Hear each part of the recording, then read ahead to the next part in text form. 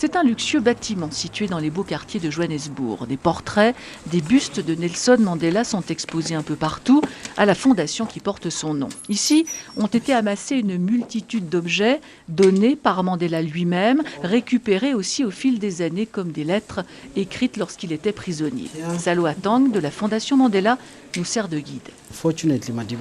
Par chance, Mandela gardait tout.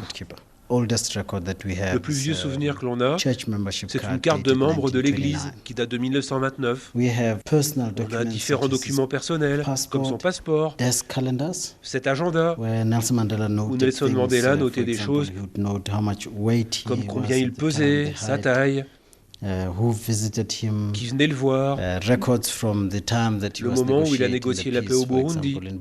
Ce sont certains des souvenirs que l'on a. And like others everywhere else in the world, stood up to say no to apartheid. Dans un cadre, le maillot vert porté par Mandela lors de la Coupe du monde de rugby organisée et remportée par l'Afrique du Sud en 1995. Mandela était alors président depuis un an.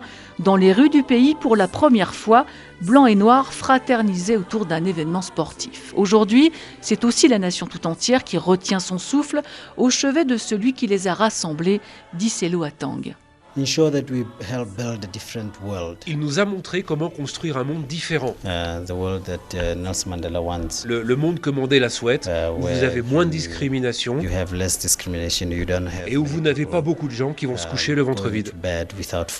Une partie des objets ayant appartenu à Nelson Mandela et détenus par la Fondation sont visibles à l'Hôtel de Ville de Paris jusqu'au 6 juillet.